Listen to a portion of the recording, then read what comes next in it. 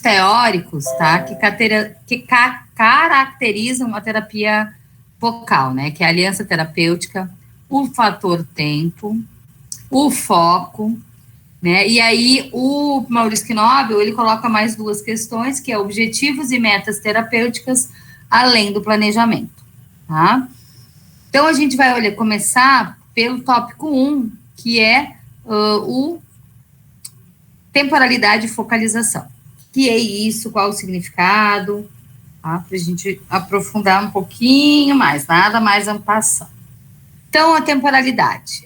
Em psicoterapia breve, o termo psicoterapia é inadequado. O que seria breve? Algumas psicoterapias breves duram até 1 ano, que é o tempo máximo convencionado para sua duração. 1 ano pode ou não ser considerado breve. Quantas psicoterapias se iniciam para ter longa duração e, no entanto, terminam antes de 1 ano? Então, a questão tempo, né? Quando a gente sempre escuta psicoterapia breve, a gente pensa em tempo reduzido. Alguém falou comigo aqui. Olha aí, vamos ver. Ah, tá, ainda bem, Cláudia Norte. Tá? Então, assim, quando se fala em psicoterapia breve, a gente pensa em tempo, tá? Então, em geral, o hábito de propor tempo ilimitado para as terapias está tão arraigado, é tão natural, que muitos não acreditam possível haver outra forma de atendimento, né? Então, acham que a psicoterapia, em qualquer abordagem, ela é longa, né? Ela não é em tempo reduzido e com determinação de tempo. Vai ser X tempo, vou fazer em 2 sessões, em 8 sessões, em 10 sessões, em 3 meses, em 4 meses, em 1 ano. Winnicott, ele escreve: o que me interessa aqui especialmente é a maneira pela qual um analista treinado pode fazer outra coisa que não análise e de modo proveitoso.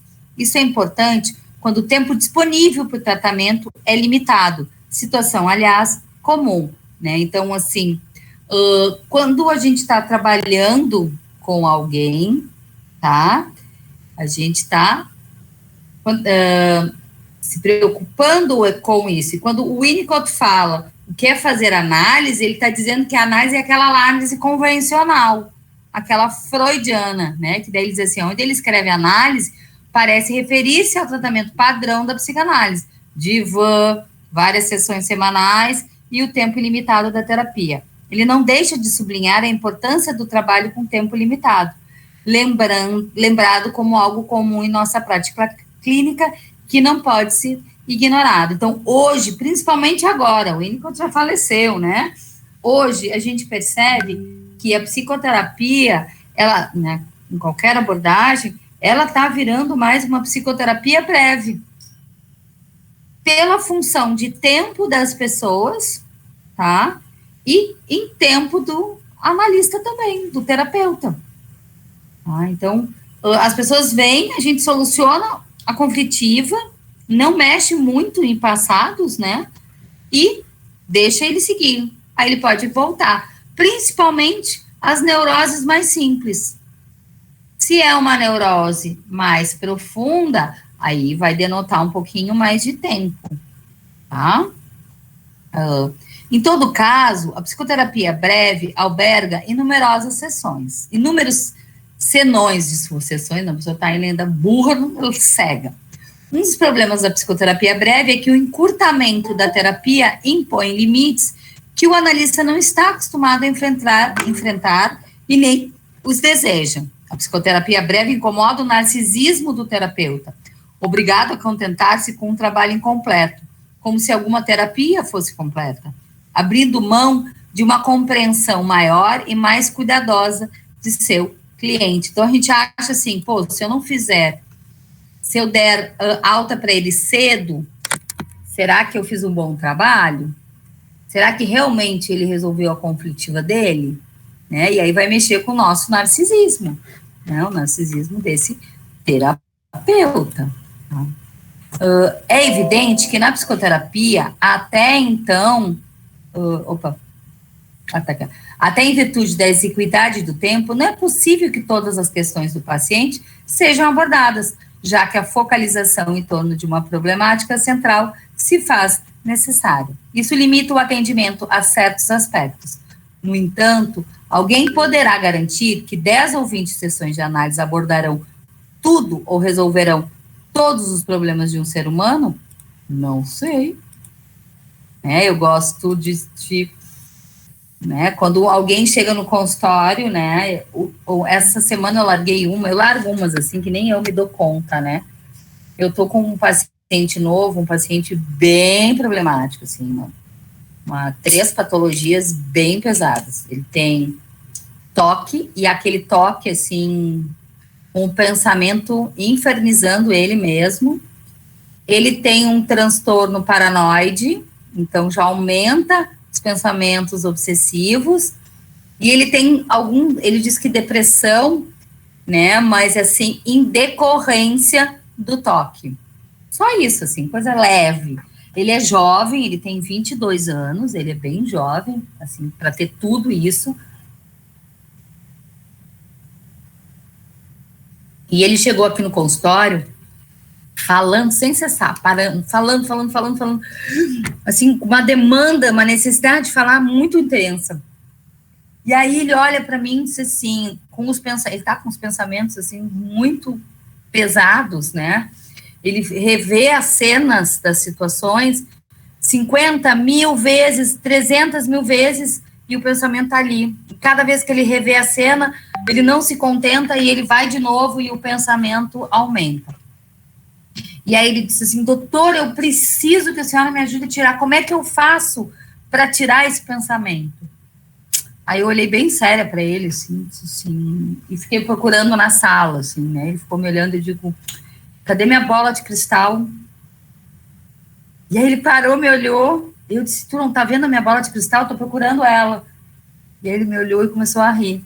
Aí ele mesmo, né? Ele é um rapaz inteligente, ele percebe as coisas, né? Percebi através disso, ele assim, não tem resposta, né, doutora? Porque vai depender de mim, né? Eu digo sim, vai depender de ti. Infelizmente, eu não tenho resposta para te dar. Eu não tenho uma bola de cristal e vou dizer para ti, a gente vai solucionar esses pensamentos agora, na primeira sessão. E é isso que a psicoterapia breve, muitas das vezes as pessoas acham que, em 4 sessões eu resolvo. Não sei, eu não conheço a conflitiva do paciente. Eu acho que eu posso tentar resolver, estou arrumando aqui porque o gato está chegando, em 5, 6, 8, 10, né, sessões, mas às vezes eu preciso de mais, porque vai depender do como ele vai responder ao tratamento.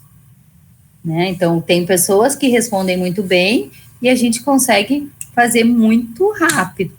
Tem pessoa, né, muito rápido no sentido de ser breve, saber focalizar na problemática que trouxe ele, né, trouxe o paciente ao consultório e trabalhar. Então, hoje veio mais um paciente novo e ele me disse assim, ele falou um pouco da história dele, eu digo, mas por que você está fazendo terapia? Qual é o motivo de você vir me procurar hoje? Ele parou, me olhou e disse, não sei. Eu precisava de alguém para conversar. Eu digo, então tu vai me pagar, eu até brinquei, né? Tu vai me pagar para eu te escutar, mas eu não vou falar o que tu desejas. Eu vou falar o que eu acho que eu tenho que te dizer. Tu está preparado para isso? Aí ele ficou me olhando, tô sim. Eu digo, então tudo bem. Né? Agora, tem vezes que as pessoas chegam no consultório e elas sabem o que elas querem. Eu quero trabalhar isso aqui, né? Essa questão. E aí a gente vai trabalhar aquela questão. Claro que aquela questão, ela não está sozinha. Ela tem em torno dela várias outras questões, mas a gente foca aquilo ali. E aí vem a questão do tempo. Né? Resolvemos o motivo que você veio para cá? Sim. Então, vida que segue. Apareceram outras situações? Sim. Quer resolver? Não, então tudo bem. Né? E isso acontece, a gente resolve uma situação, o paciente vai embora, a gente descobre outras, mas ele quer ir embora, ele vai, né? Porque às vezes é oneroso, né? Custo, e aí depois ele volta, né? Então ele volta, tá? Vamos continuar aqui. Deixa eu ver aqui. Então, isso não é possível que todos os seus pacientes sejam abordados, já que a focalização em torno de uma problemática central se faz necessária. Isso limita o atendimento a certos aspectos. No entanto, alguém poderá garantir que, já falei, né? Existem diversas possibilidades de variações temporais. Elas podem se relacionar, por exemplo, a modificações no tempo da sessão. Pouca gente se importa se o tempo da sessão é de 50 ou 45 minutos, embora muitos se incomodem quando ele passa para 30 ou 20 minutos, apesar de tal prática ser comum. Para a psicoterapia breve, o tempo de 20 a 50 minutos de sessão não é fundamental. Há quem trabalhe com prazos variados, sem que alterações significativas sejam notadas. Eu tive um paciente que ele era muito chato com o tempo da sessão. Né? Era um adolescente com traços psicóticos, hoje ele não é mais meu paciente, traços psicóticos, né? Estrutura psicótica, ele tinha uma estrutura psicótica, e ele, tá vendo um visitante aqui sentado no meu colo, e ele cuidava a sessão, né? Então, às vezes, a gente terminava o assunto da sessão, né, em 45, e ele dizia para mim, mas a minha mãe está pagando 50 minutos, eu quero 50 minutos. E se eu me atrasasse na sessão, ele batia na porta.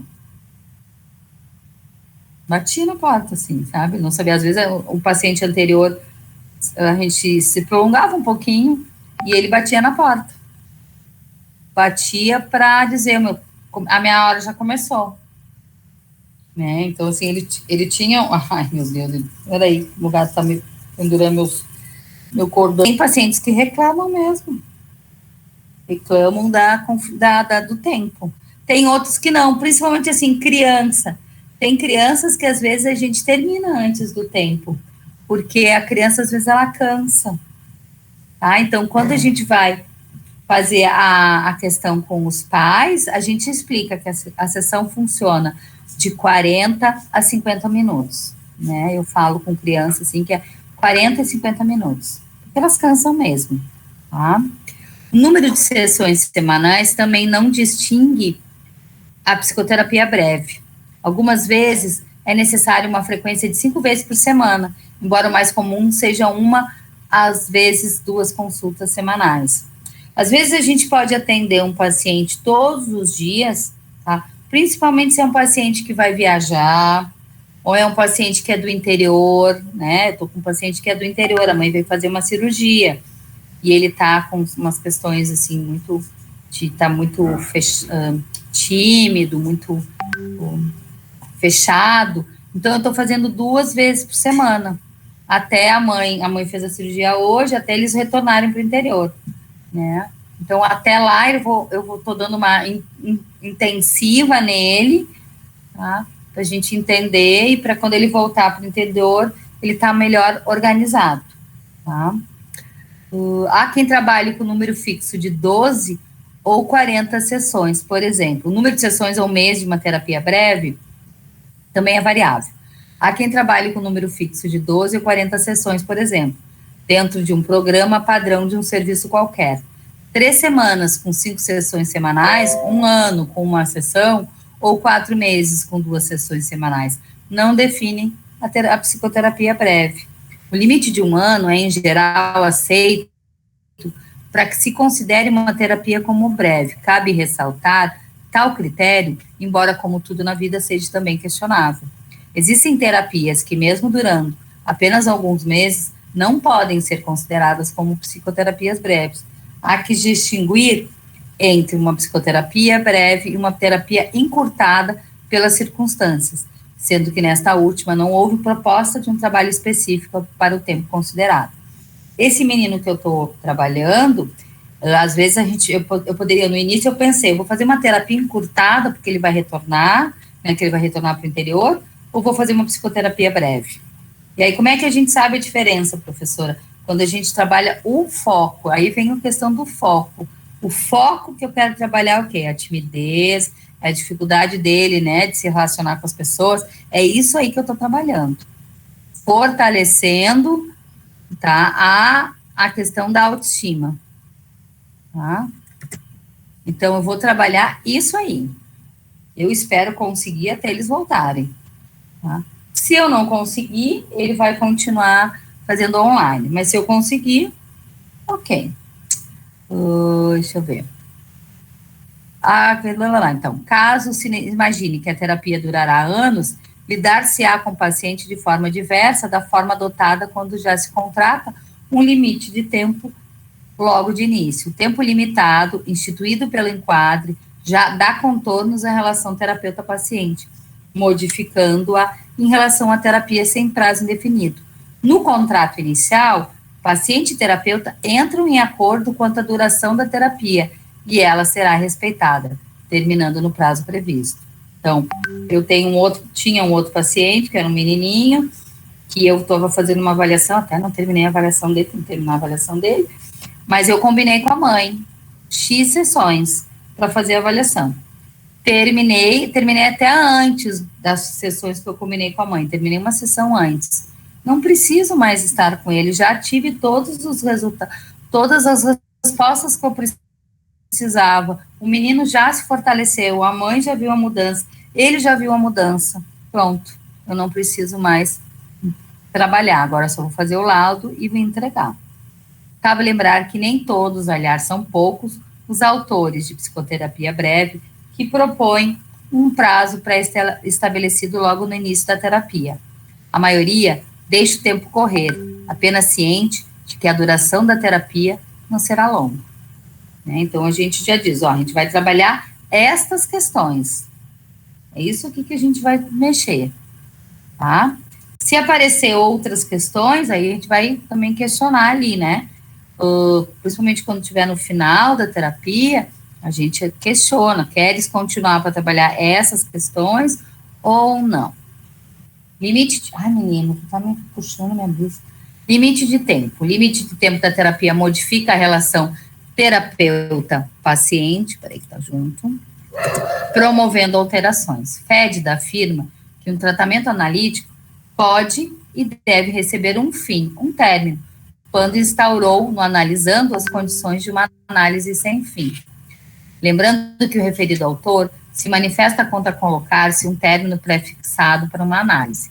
Quem, no entanto, garante que apenas um longo tempo de terapia ou apenas o prazo indefinido de uma análise pode fazer o paciente a chegar a essa atividade de análise sem fim? Né? Então, assim, como que o paciente vai saber se eu posso continuar ou não continuar? Guilleron afirma que a limitação da duração tem um valor interpretativo porque ela introduz a noção de realidade temporal, de limite, ou seja, a separação, recordando a problemática da castração. Separação de quem? Do terapeuta. Que isso é muito marcante quando a gente faz terapia, independente de qual tipo. O paciente, ele cria um vínculo com a gente, e é um vínculo duradouro no sentido de que a gente vai trabalhar por um tempo juntos. Então, dar adeus é difícil.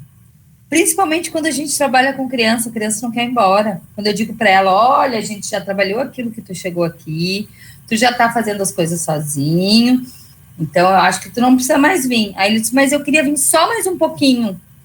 Aí a gente combina quantas sessões para finalizar, e quando chega na última sessão que eu digo, olha, você não vai mais precisar vir, que nem esse menininho que eu dei alta, não precisa mais vir. Aí ele olhou para a mãe, mas mãe, isso é verdade, eu não venho mais. Aí a mãe, mas eu queria só mais uma. Aí ele falou bem assim, eu só queria só mais um, para contar uma coisa para ela. Aí a mãe disse, não, eu disse, não, tu podia ter me contado hoje, quer me falar agora, antes de ir embora? Ele, não, eu preciso vir de novo. Aí eu estava vendo que ele está querendo o quê?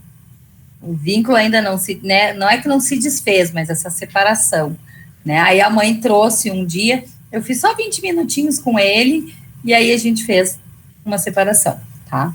Não se está mais sobre o registro do princípio do prazer que o tempo ilimitado instituído pelo analista propõe, mas se instaura o princípio da realidade. Coloca-se em jogo a castração a partir do limite de tempo instituído na relação terapeuta-paciente. O limite de tempo inibe as satisfações regressivas, altera o benefício secundário dos sintomas. A compulsão à repetição se modifica a partir da castração. Com isso, a psicoterapia breve tem a possibilidade de terminar antes do prazo que seria necessário com o enquadro do tratamento padrão da psicanálise, pois a relação terapeuta-paciente se altera em função do limite de tempo estabelecido. A gente tem um tempo, e esse tempo a gente tem que produzir. Eu tenho uma paciente adolescente que ela veio porque ela tem crises de ansiedade bem, assim, intensas. E ela não consegue falar. Então, a gente fala de um monte de coisa, menos a problemática dela. E hoje ela trouxe uma situação, que ela já fez 2 meses comigo, que ela nunca tinha dito. Ela disse o seguinte, que ela teve, a hora que ela está começando a se sentir segura comigo, antigamente, quando ela tinha as crises de ansiedade, ela dava murro no rosto, que travava a boca, assim, o queixo da ansiedade, que ela se dava soco e se machucava. E aí os pais perguntavam o que é que tinha acontecido no rosto dela, e ela dizia, eu dormindo bati com a cara na parede, ou porque a cama dela é colada na parede, e aí os pais acreditavam, e na verdade não era ela se machucando, por causa da ansiedade.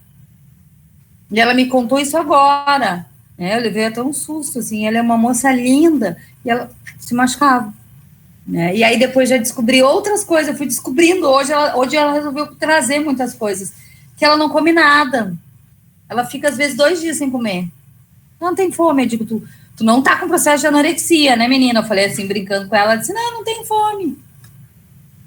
Aí eu pedi para ela contar a história dela de vida, assim, né, da infância, o que ela comia. Ela disse, minha mãe dizia que eu comia algumas coisas, mas eu não gosto. Então, o que tu gosta de comer? Ela disse, eu gosto de comer frango, peito de frango,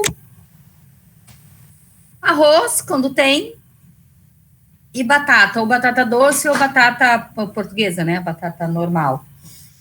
Só, ela não come nada. De vez em quando, ela come um guisado, né, uma carne moída, às vezes come uma carne, peixe, ela não come nada, ela não come nada de legume e verdura, só batata, nada.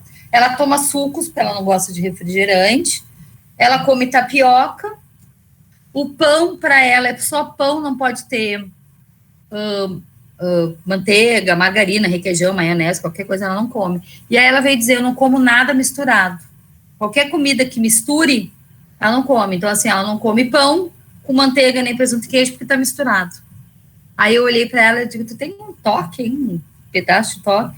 E ela tá me dando informações que agora eu vou começar a mexer nessa ansiedade. Ela não come lasanha, porque lasanha é tão boa. Eu disse, mas lasanha é tão boa. Assim, não, porque é misturado. Porque tem uma camada de massa, uma camada de molho e carne, ou presunto, ou queijo. Ela não come, não toma sopa. Então, come feijão, come só o feijão, sem os legumes, né, as verduras dentro, né? Então, ali já tem alguma coisa. Que ela veio por uma questão de ansiedade, mas já surgiu outras questões, né? Outras questões ligadas a esse controle da alimentação. Então, se a mãe agora está de férias, então ela diz que ela está comendo. Mas quando a mãe está trabalhando, porque o pai trabalha direto, não vai em casa almoçar, ela não almoça. Ela fica sem almoçar, ela vai comer quando a mãe chega, daí a mãe faz alguma coisa, assim, um ovo ela come, no ela come, senão ela não come. Isso desde que ela conhece por gente. Então, tem questões ali, tá? E que o objetivo ali é uma psicoterapia breve, não é ser muito prolongado. Eu já estou no 2º mês, agora eu comecei a mexer, e eu queria já começar, eu já estava trabalhando, ela disse que ela estava melhorando a ansiedade, eu já ia fazer uma vez por semana, de 15 a 15 dias. Quando ela me contou tudo isso hoje, eu digo, não, mudei meu plano de tratamento. Não, essa menina tem questões aí guardadas.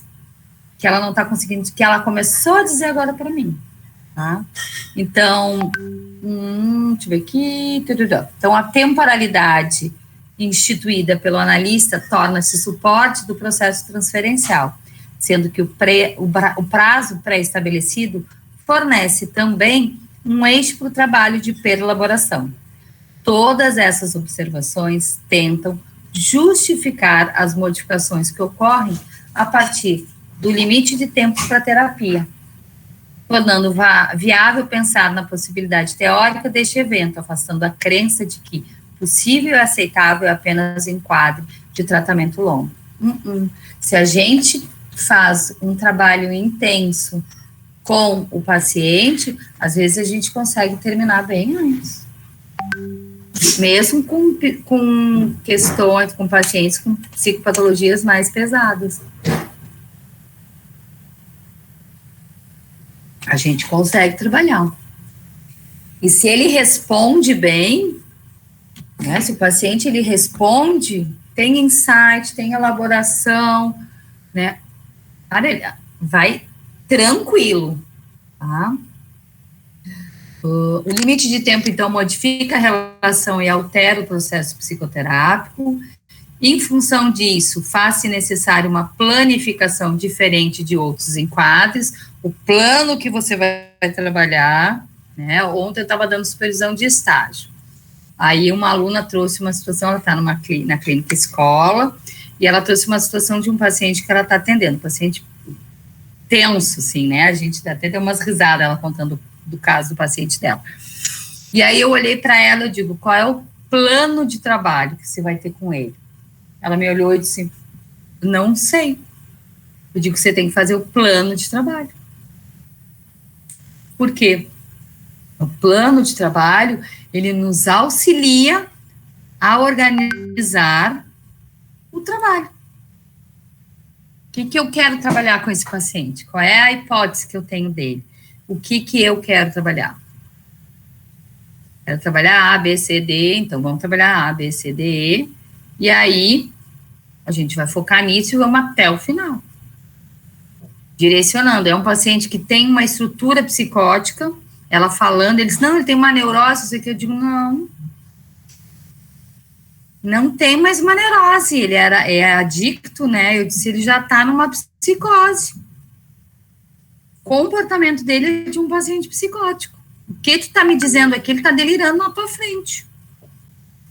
Então, você tem que ver o tratamento, né, o plano de tratamento que você vai fazer com ele, que é diferente do teu outro paciente que é bem neurótico, com as ansiedades naturais dos neuróticos, ele aí já está no nível de delírio, e tem ali uma questão de persecutória, ele está achando que o irmão matou a mãe morreu, faleceu, a mãe dele faleceu e morava com esse irmão, e ele acha que o irmão que matou a mãe, né, não sei, pode até ter sido, né, mas no primeiro momento não foi, a mãe já era velhinha, e ele tá agora, só fala sobre isso, que ele vai achar o irmão, o irmão não mora aqui, ele mora em outro estado, vai achar o irmão, vai matar o irmão, porque o irmão matou a mãe, e que se ele não achar o irmão agora, o irmão vem aqui e mata ele, sabe, e aí ele soca as almofadas, então assim, qual é o plano de tratamento? A gente tem que fazer um plano de tratamento, independentemente se é longa ou breve. E como ela está numa clínica escola, esse paciente vai ser um tratamento psicoterapia breve, é só o tempo do estágio. Ah, ele pode continuar? Pode sim, mas o objetivo é o quê? Tentar fazer com que ele ande sozinho, tá? Até ela terminar o estágio. Deixa eu ver, então lá. Não haja projeto de atendimento no tratamento padrão. Até o fato de se instituir, mesmo não explicitamente, um tempo ilimitado, já é uma programação. A proposta de utilizar o divã, de interpretar a transferência, de respeitar a regra da abstinência, de usar as associações livres, são itens que pertencem a uma planificação. Quando o analista aceita ou não um pedido de alta de seu cliente, ele está levando em conta alguns critérios que fazem parte de um planejamento. Pelo fato de que o tempo de uma terapia é ilimitado, fica parecendo que um planejamento prévio não existe. O que, de fato, não ocorrem, né? Mesmo que seja uma psicoterapia longa, a gente planeja. Mesmo que, assim, quando a gente vai começar a sessão, né? A gente retoma um pouquinho o que aconteceu na sessão anterior. Lembra um pouquinho o que aconteceu na sessão anterior. E aí, você lembrou, tá? Lembrei. Agora se prepara. O que você quer trabalhar nessa sessão? Eu quero trabalhar, né? Ansiedade, vou pegar essa menina aí. Eu quero trabalhar agora, entender quando que começou essa dificuldade de alimentação dela. Com quem com quem que ela ficava quando a mãe, né? A mãe começou a trabalhar muito cedo, ela ficou muito pequenininha com alguém. Quem ficava? Que tipo de alimentação davam para ela? Voltar, eu quero entender isso aí. Tá? Quando eu começar a entender isso aí, eu vou começar a ajudá-la a melhorar essa alimentação, porque dela vai descobrir onde que estão os bloqueios. É um planejamento.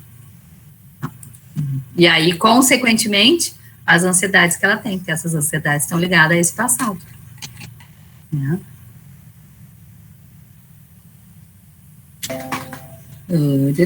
Então, deixa eu ver aqui. Então, essa inclui alguns parâmetros, tais como o limite de tempo da terapia. Né? Na psicoterapia breve, uma programação é fundamental. Essa inclui alguns parâmetros, tais como o limite de tempo da terapia, sua focalização em torno de uma problemática central ligada à queixa e à demanda do paciente, a consideração das possibilidades do paciente, do terapeuta e da instituição na qual se dará o atendimento, para a viabilização da proposta no tempo estipulado. Então, ele traz a demanda, ele traz a queixa, tá? A gente vai dizer o tempo que a gente vai fazer com ele. É uma vez, é 2 vezes semana, certo? Como que vão acontecer o tratamento? Quanto tempo, mais ou menos? E vamos focar, né, nessa problemática. Claro que toda problemática, a gente olha pela gente também. Ela tem atrás dela outras questões. Às vezes eu tenho uma problemática aqui na frente, mas a grande problemática está atrás. Então, a gente vai abrir a cortininha e entrar lá nessa problemática principal que está escondida. Tá? A indicação para uma psicoterapia breve é mais restrita que para o tratamento padrão, considerando que o paciente, nesses casos, deve ser capaz de focalizar, de reconhecer os limites de tempo, o que um psicótico em surto não consegue, por exemplo, e de poder aproveitar a terapia neste menor tempo, menor espaço temporal. Né? Eu gosto muito quando o paciente chega na sessão, né, e aí a gente vê que já dá para fazer uma psicoterapia breve, e ele começa a dizer, olha, pensei naquilo que você falou na sessão anterior, e eu pensei que em função de... E aí ele vai trazendo as respostas, né, e aí a gente trabalha essas respostas e começa a fazer com que essas respostas que ele encontrou sejam elaboradas, porque não adianta eu ter só o insight, eu preciso, depois do insight, elaborar o que eu descobri. Descobri, ok, o que eu faço com isso? Vou ter que elaborar. Tá, elaborei. E agora que eu elaborei? Eu vou aceitar, eu vou mudar, eu vou continuar igual. O que eu vou fazer com isso? Então, existe o insight, existe a elaboração e existe o momento da mudança ou da aceitação. E aí, quando o paciente chega nesse terceiro ponto, é quando ele já está indo para o processo de cura, de alta. Tá modificando, vou continuar igual, mas vou fazer assim, assim, ok. Ele já descobriu. Gente, o processo terapêutico não é só mudar comportamento. O processo terapêutico é entender o que você faz. E a partir disso, você decidir se você quer mudar ou não. Livre-arbítrio. Você descobriu. O que você vai fazer com isso? Descobriu, compreendeu. Agora, o que você vai fazer com isso? Tá? Deixa eu ver aqui. Então, definir um prazo logo no início do trabalho terapêutico pode parecer interferência demasiada no processo do paciente. Como o analista se dá o direito de decidir, mesmo que com seu cliente, a data final de terapia e as regras da neutralidade da abstinência? Vocês conhecem essas regras da neutralidade da abstinência? Neutralidade e abstinência são as regras que o Freud instituiu como regras da psicanálise, onde a neutralidade é eu ser igual a um espelho, tá? Mas não um espelho opaco, onde o paciente só se enxerga. É um espelho que vai refletir o que está acontecendo nele. E que eu vou mostrando, como se fosse um espelho da bruxa da Branca de Neve, só que o espelho da bruxa da Branca de Neve diz o que a bruxa quer escutar, né? Só no final que ele diz, não, existe uma menina muito mais bonita que você, né? Ela é branca, não sei o que, daí vem a história, né? Então, assim, o objetivo desse espelho, quando ele está falando para a gente, é a gente poder pontuar para ele e ele começar a pensar. O que eu vou fazer? Eu vou mandar matar a Branca de Neve, vou arrancar o coração dela, como que eu vou fazer isso? Tá? Porque o espelho falou uma verdade para ela, então a gente fala algumas verdades através desse espelho mesmo. E a abstinência é a gente não se envolver emocionalmente, principalmente o que Freud falou, eroticamente com os nossos pacientes. Porque na época, as pessoas que iam nas psicoterapias, né, com abordagem psicanalítica, eram as neuróticas, as mulheres neuróticas, neurose histérica, eram as moças histéricas. E muitos dos amigos do Freud, eles ultrapassaram, né, as questões relacionadas a eles, de envolvimento, né, o Firenze foi um, o Jung foi outro, né, então, assim, o Freud foi lá e estabeleceu essa regra de abstinência, para a gente ter esse afastamento, né, ter esse cuidado. Oi, querido. Parece que o Firenze, ele andou discutindo lá com o Freud, andou discutindo com o Firenze, exatamente porque Firenze estava aceitando o beijo, o abraço. Ele falou, daqui a pouco vai estar nascendo crianças e a gente vai ter confundido tudo. E como explicar isto, então? Regra de abstinência. Tem que ter limite. É isso aí. Tanto que daí, o que aconteceu? Houve um afastamento afetivo do terapeuta com o paciente, se afastou, né, e não mais tinha esses toques. Até o próprio Freud, assim, não é que ele tenha se envolvido emocionalmente com as suas pacientes, mas ele as sessões eram muito descontraídas, né, ele tomava chá com os pacientes durante a sessão, ele comia alguma coisa, e aí quando ele começou a ver que seus colegas estavam se envolvendo, né, Firenze e Jung, principalmente, estavam se envolvendo com essas pacientes, ele faz o quê? Não, tira tudo. Ele entra, ele deita no sofá, ele faz no divã, ele faz associação livre, eu interpreto, ele vai embora, sem afeto. Tanto que eu faço terapia com uma psicanalista freudiana, ela é gaúcha e tudo. O que ela faz? Na primeira sessão, quando eu fui com ela, a minha mãe era uma pessoa bem afetuosa, né? Mas a minha mãe trabalhava com criança no início, depois adultos. E às vezes eu escutava a minha mãe falando e eu achava que, né, abraça, não sei o quê. E aí eu cheguei na minha terapia, na primeira sessão, entrei, sentei, falei a demanda, e aí quando eu fui sair, eu fui dar um abraço, sei lá, um abraço, um aperto de mão, uma coisa assim. Isso foi o corpo para trás, esticou a mão, braço assim, para me cumprimentar e dizer boa noite, e dar tchau.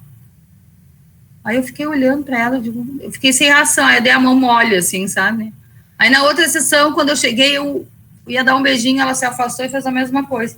Aí eu falei, isso aí me incomoda.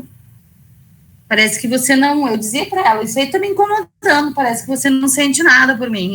Daí ela ela começou a rir, deu uma risada, assim, ela era muito formal, e aí ela deu algumas explicações. Depois eu era estudante de psicologia, no início da faculdade, não entendia nada do nada, e aí eu fui começar a entender esse afastamento, né? Afasta mesmo. Tem um afastamento. Aí o Freud fez isso. Depois ele disse que não, que a gente tem que ser afetivo com o paciente, mas sem envolver. E aí vem os pós-freudianos, como o Winnicott, a Melanie Klein, ela era bem distante. O Bion, né, ele é bem afetivo, até porque ele começou a trabalhar com grupo, então começou o próprio Firenze, né, safadinho, ele se aproximava, tá? Mas aí ele se deu conta, assim, eu não posso me envolver.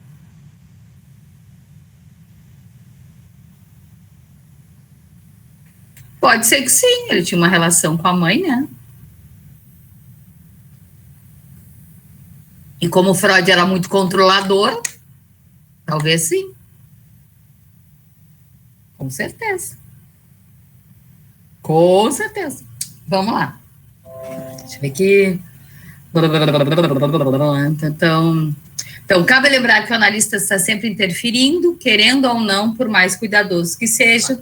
O terapeuta interfere no processo de seu paciente o tempo todo, inclusive, principalmente, porque ele também é um ser humano presente na sala da análise.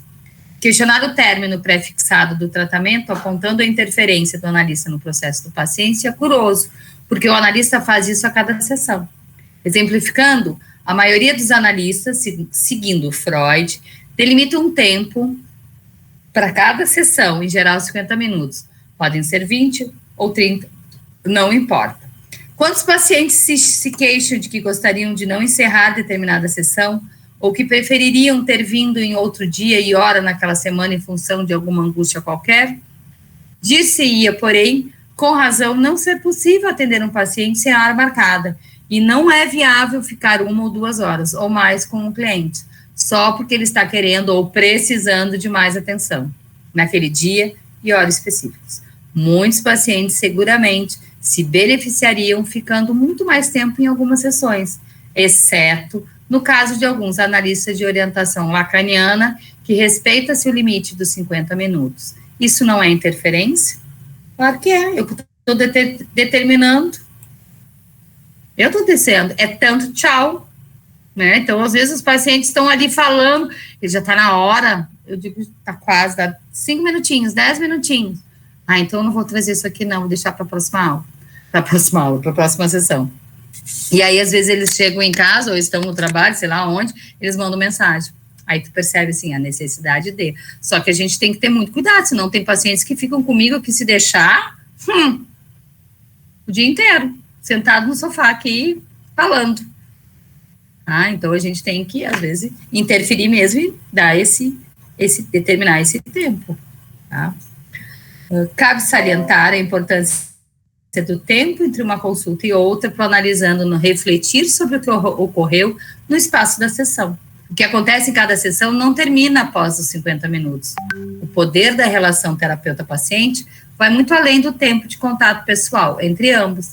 A palavra do analista com sua escuta particular, seu lugar de suposto saber aliado às suas interpretações, a presença do terapeuta e a vivência do processo analítico no encontro singular com o seu cliente, todo esse contexto ultrapassa em muitos meros segundos de cada sessão.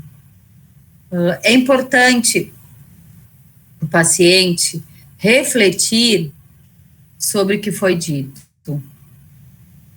durante a análise, durante a terapia.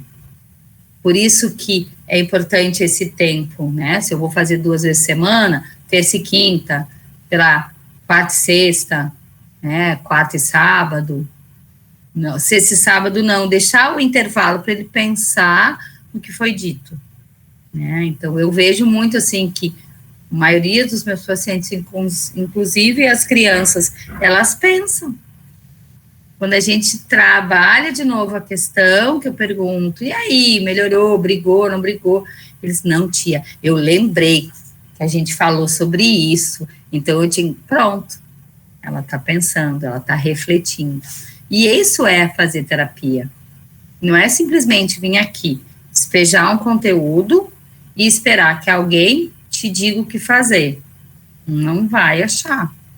É despejar um conteúdo, escutar, pensar no que tu despejaste, refletir e começar o processo de mudança ou de aceitação. Tá? Tem coisas que a gente só tem que aceitar, não adianta que brigar, né? Às vezes as pessoas, assim, o processo de luto, né, luto relacionado ao término de relações, ou perda de emprego, por que que... Aqui, ó. Eu estava falando da questão perdas, né? Se, eu perdi o emprego, terminei uma relação, às vezes as pessoas ficam se remoendo. Aí a gente vai trabalhar assim, será que adianta ficar se remoendo? A relação vai voltar? Vai voltar? Não. O emprego? Não. Então vamos aceitar que existiu o término e vamos trabalhar as questões que levaram a você terminar, ou que algumas questões suas que fizeram a pessoa te demitir, ou né, não querer mais estar contigo. Vamos elaborar isso aí. Voltar para a relação não dá mais, né? Então, a gente vai trabalhar sobre isso, tá?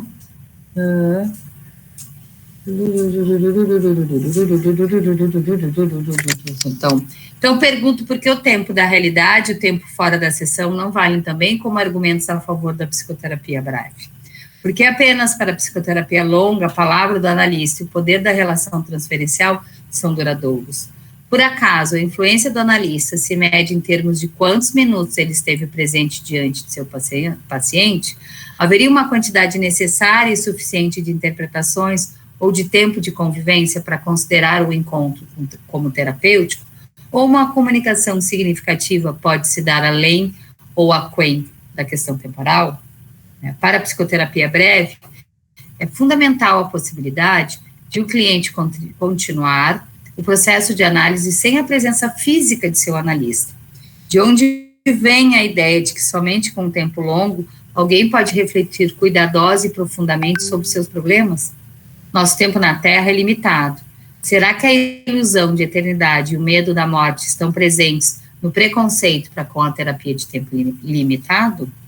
Eu acho a terapia de tempo limitado muito bem, mas a gente não pode ser radical, né? A gente tem que perceber que, às vezes, a gente determina um tempo, mas se surgirem questões, a gente abrir o espaço para que continue, né? Eu estou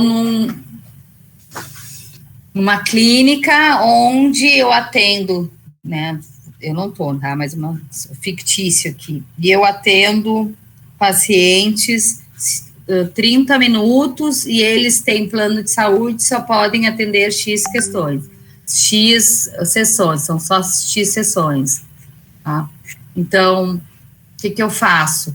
Vamos trabalhar ali, mas se eu conseguir com que esse paciente consiga, né, eu perceber que ele precisa mais, vamos ver se a gente consegue, tá? Vamos trabalhar, sei lá, nas 12 sessões anuais, né, mas às vezes a gente consegue mais tempo, né, para finalizar, ou às vezes a gente consegue terminar em 8 sessões, tá? Sempre dependendo do quê?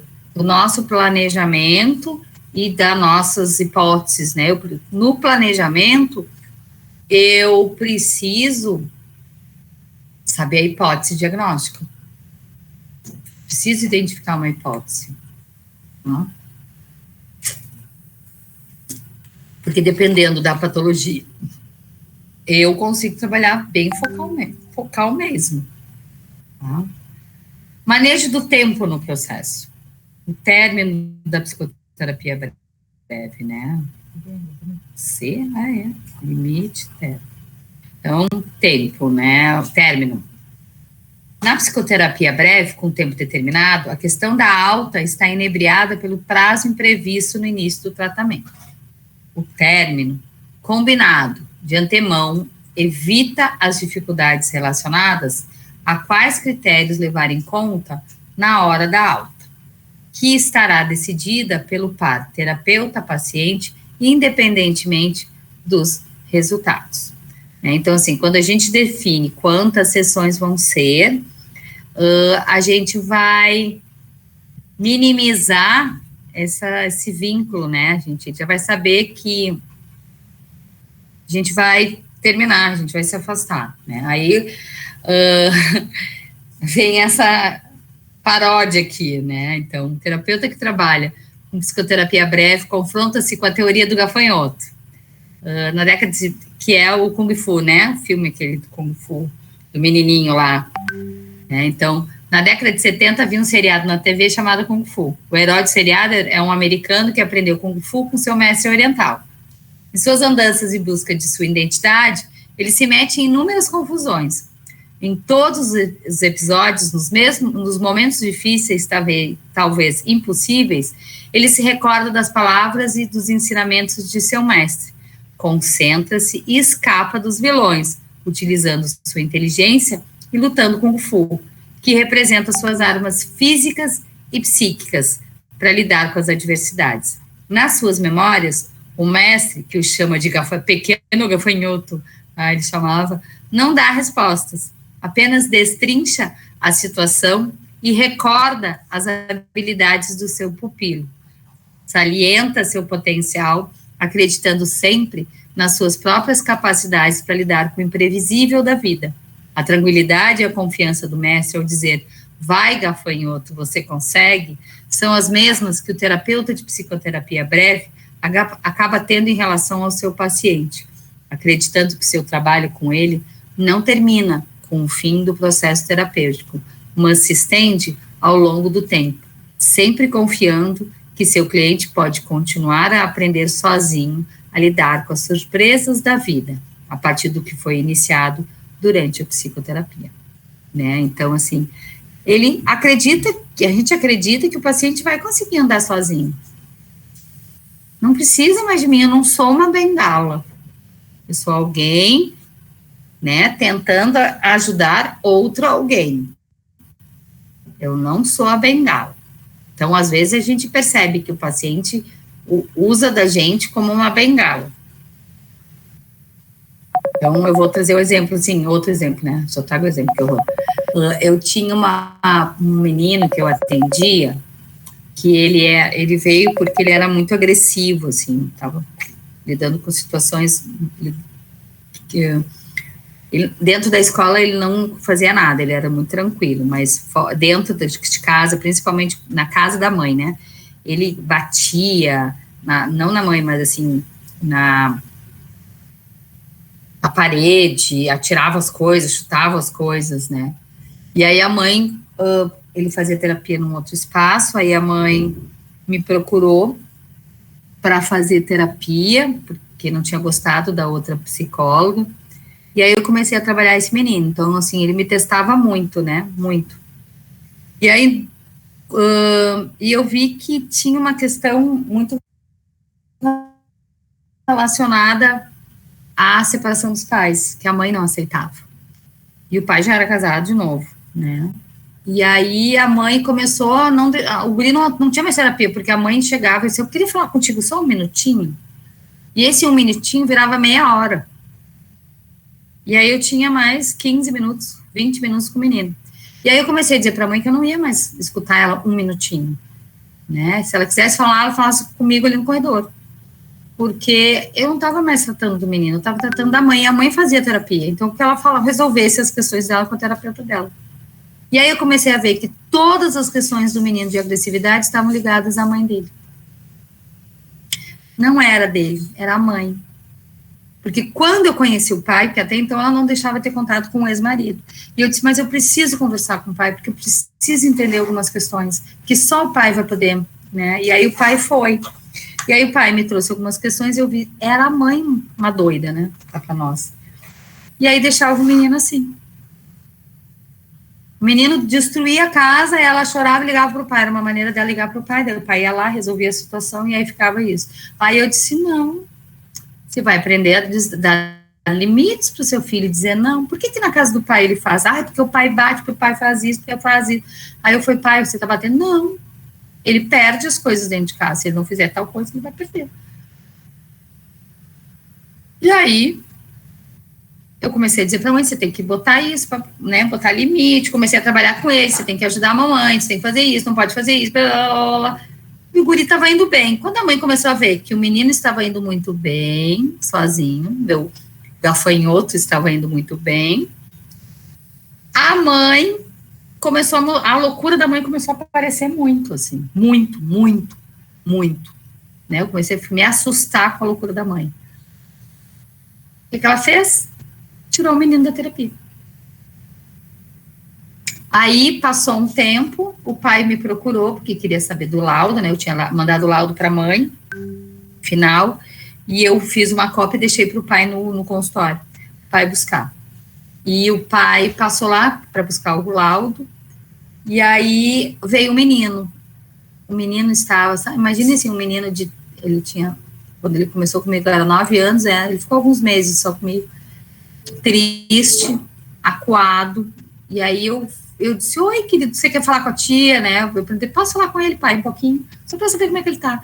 O menino chorava, porque a mãe entrou com uma ação contra o pai, para o pai não ter mais acesso ao menino. E aí o menino entrou em sofrimento. Por quê? Porque dentro da casa do pai, ele tinha uma estrutura afetuosa. Mesmo o pai botando limite, o pai dava atenção para ele. Na casa da mãe, a mãe deixava ele fazer o que quisesse. E ele não conseguia ter acesso à mãe. A mãe com as loucuras dela. Né? Então, assim, a gente no processo, e aí eu forcei algumas características positivas dele, né, porque foi uma psicoterapia breve, assim, por mais que não tenha sido finalizada, foi por um tempo. Eu reforcei nessa sessão que ele foi, eu reforcei algumas características dele, disse que, pontuei algumas bem questões dele, e ele saiu de lá sorrindo, assim, e aí depois o pai me mandou uma mensagem, ele disse, olha, ele saiu tão bem, tão fortalecido, que eu acho que agora, assim, ele vai conseguir confrontar a mãe, porque ele precisava confrontar essa mãe. Falaram algumas coisas para a mãe, tá? Então, né, eu disse para ele que ele ia conseguir aprender sozinho a lidar com as surpresas da vida. Que ele conseguia enfrentar, que ele podia dizer para a mãe não ia deixar de gostar dele se ele dissesse que ele queria ver o pai, que ele não queria ficar longe do pai. E aí, ele se foi, né? Bom, então a questão da alta na psicoterapia breve, nas psicoterapias em geral, está envolta em preconceitos e critérios pouco claros. Quando se pensa em alta, não se pode deixar de refletir sobre todo o processo de uma psicoterapia. A alta implica em resultados, em planejamento, em indicação, em objetivos e na interligação desses. Então, assim, a alta implica em resultados, em planejamento, em indicação e objetivos, na interligação entre todos eles. Quais são os resultados que o meu paciente está tendo? Esse planejamento, aquele planejamento do trabalho, né, que trabalho que eu vou planejar, o trabalho que eu vou fazer com ele foi, eu consegui fazer os cheques, né, tudo que eu desejei fazer com esse paciente foi feito, eu consegui atingir os meus objetivos, e não é só meu, gente, é eu e o paciente. A gente fala sobre isso. Como é que tu entrou? Eu gosto de fazer exatamente a retrospectiva. Como que tu entrou aqui? Tá. Agora, como é que tu tá te sentindo? Eu tô pensando assim, tô pensando assado. Melhorou? Sim. Consegue se organizar? Consigo. Se acontecer isso, o que tu vai fazer? Tal coisa. Se acontecer isso, o que tu vai fazer? Tal coisa. Pronto. Já pode andar sozinho. Separação. Em função de sua fragilidade física, até quando bebê, o ser humano teme, justificadamente, estar sozinho. Terminar um relacionamento amoroso qualquer é complicado. Deixar a casa paterna, a morte, mudar de cidade ou país, qualquer separação, afinal, implica em sentimentos intensos. Vamos lá, peraí. Ai, meu Deus. O paciente ressente-se do término da psicoterapia, mas a separação também é complicada para o terapeuta. O paciente que vai bem gratifica seu analista, E o luto da separação pode provocar profundos sentimentos de perda no terapeuta, que se sente desvalorizado com a intenção do paciente de ir embora e passa a trabalhar sem perceber no sentido de desconsiderar a melhora de seu paciente. Dependência não acontece apenas por parte do paciente, pois romper vínculos é sofrimento para qualquer ser humano. A gente sente falta dos pacientes. Às vezes a gente não quer dar alta, né? Aquele paciente é tão gostoso de trabalhar com ele, que às vezes a gente não quer dar alta, né? Às vezes, assim, na pandemia, quando aconteceu a pandemia, a primeira, né, em 2020, eu ainda estou em 2020, gente, às vezes eu fico pensando em 2019, 2020. Eu fiquei sem ir para o consultório, então, e nem meus pacientes, 99,9% não quis online. E aí eu não atendi por alguns meses. Quando eu voltei, alguns pacientes não voltaram, né? E até hoje não voltaram. E eu senti falta. Não foi uma alta, né? Eles não tiveram alta, não dei alta para eles, foi uma pandemia que fez. Só que eu já estava sentindo que esses pacientes, eu ia começar a fazer o trabalho de alta. Então, eles mesmos perceberam que eles não precisavam voltar para a terapia, que eles já tinham resolvido as questões deles, né? E aí a gente sente falta. Aí um deles ultimamente me ligou, tá fazendo atendimento online, assim, uma vez na vida, outra morte, mas ele tá bem. E aí, às vezes, eu fico com saudade, quando eu vou pro consultório, que eu tô agora com 2 adolescentes parecidos com ele, assim, eu lembro dele, eu digo, poxa, né, eu poderia ter ligado pro fulano para ver se ele não quer hoje fazer uma sessão. A gente sente falta. Tá? Então, o terapeuta deve estar atento à relação transferencial com seu paciente no quesito referente à alta. O contrato de terapia necessita ser bem claro e definido em relação ao momento do término, para que a data da última sessão possa ser lembrada quando estiver próximo. O terapeuta deve abrir mão do seu narcisismo ao propor a realização de uma psicoterapia breve. Caso contrário, seu desejo de perfeição estará comprometendo o término do processo terapêutico. O término da psicoterapia breve estará combinado na hora do contrato de comum acordo entre paciente e terapeuta. É comum esquecer o trato ao longo da terapia. Né? Então, a gente tem que combinar, né? Então, olha o que a gente combinou. Autores como Malan salientam o interesse de trabalhar o encerramento da terapia no terço final do processo, como se a separação fosse um novo foco. Em princípio, se o assunto não vem à baila, né, não vem à tona, é preciso lembrar do término com 1 mês de antecedência, pelo menos. Dependendo do caso, o final será lembrado com frequência ou apenas perto do encerramento da terapia. O prazo mínimo de 1 mês é necessário para haver tempo de pensar no encerramento das sessões, na separação, com tudo que ela representa de abandono, de castração ou de potencial fator de desorganização. Há pacientes, por exemplo, então assim, eu normalmente, quando eu estou para dar alta, eu dou mais, eu vou dizer, nós vamos começar a fazer o processo de alta, acho que não precisa mais vir, aí eu faço de 15 em 15 dias, e depois, uma vez, e aí eu termino. Aí eu vou, então o paciente começa a se preparar, e eu também começo a me preparar.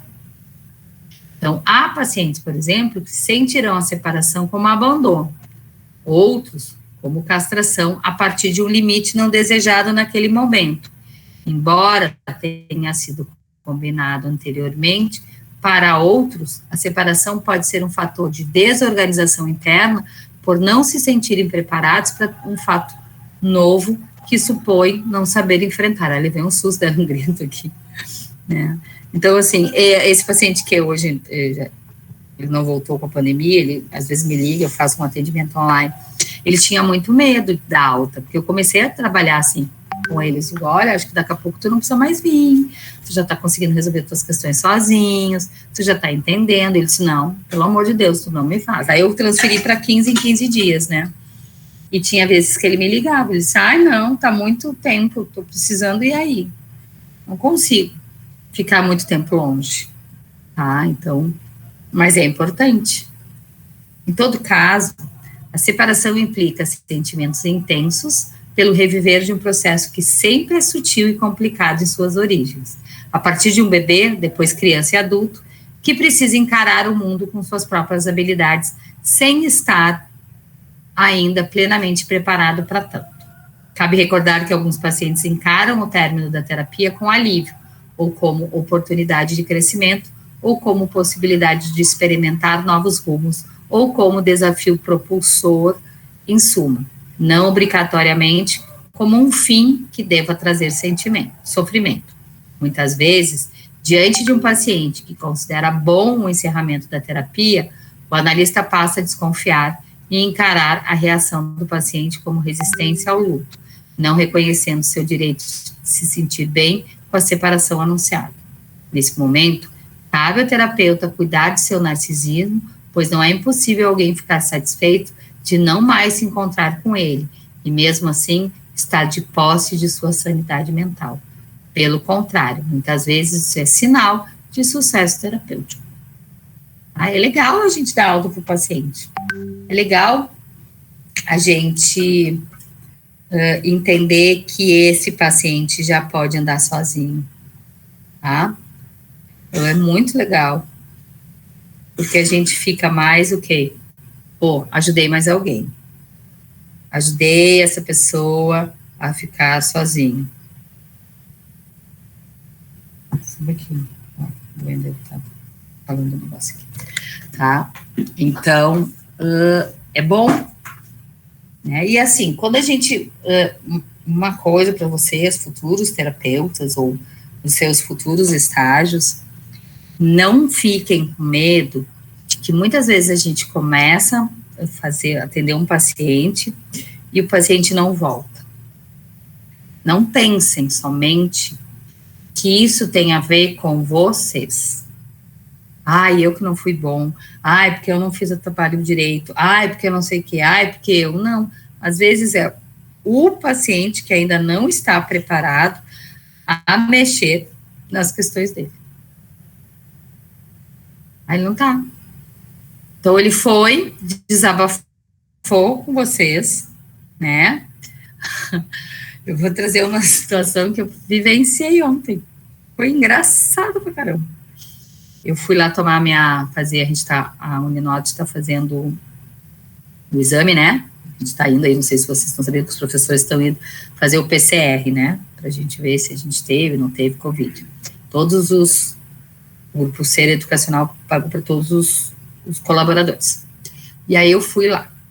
Eu encontrei com as professoras, com os colegas, né? E eu fui falar com o coordenador, né? Por causa do não acesso à plataforma. E aí eu conversei com ele, tinha do lado dele uma moça, né? Uma moça, assim. E aí a moça, uma gaúcha, tava com chimarrão, né? O sotaque forte. E aí eu olhei para ela, assim, e ela me olhou, tava de máscara. E eu vi que ela ficou desconfortável, assim, sabe? Aí eu, ok, né? Dei uma risada, assim, o sorriso que não dá para ver, né? Porque ele tá de máscara, comecei a conversar com ele, não sei o quê. Aí ela veio na mesa dele, aí ela voltou para a mesa do lado. Aí conversaram. E aí, quando ela veio de novo na mesa dele, eu olhei para ela e disse assim, com essa moça? Tá bom. Tchau, boa noite. Tá. Aí, ela olhou e eu olhei assim, foi essa moça, né? E assim, eu olhei, eu disse, essa moça foi minha paciente. Sabe quando tu diz assim, porque fazia tempo, né? E aí ela disse, ai, que vergonha. E eu digo, o que foi? Ela disse, ai, minha terapeuta. Daí ela falou, minha terapeuta veio me buscar aqui, porque eu resolvi o que eu tinha que resolver. Era uma questão bem da cerejinha do bolo ali, ela não mexeu no bolo. E ela não voltou mais. E aí ela disse daí ela falou ali pra gente, assim, a sensação que eu tive é que a senhora veio aqui, que tu veio aqui me buscar e dizer, aí, não vai pra terapia não? Tem um monte de coisa pra te resolver. E aí eu comecei a rir, eu disse, bem capaz. E tu viu como eu sou ética? Que eu nem falei que eu era tua terapeuta, eu disse, olha, eu conheço essa moça aqui. E fiquei quieta, tu que tá dizendo que eu sou tua terapeuta. Que ela, poxa. Aí eu tava indo embora, assim, senta aqui. Ai, eu preciso voltar. E eu digo, bom, tu sabe o meu telefone, tu sabe onde eu atendo, é só tu chegar lá.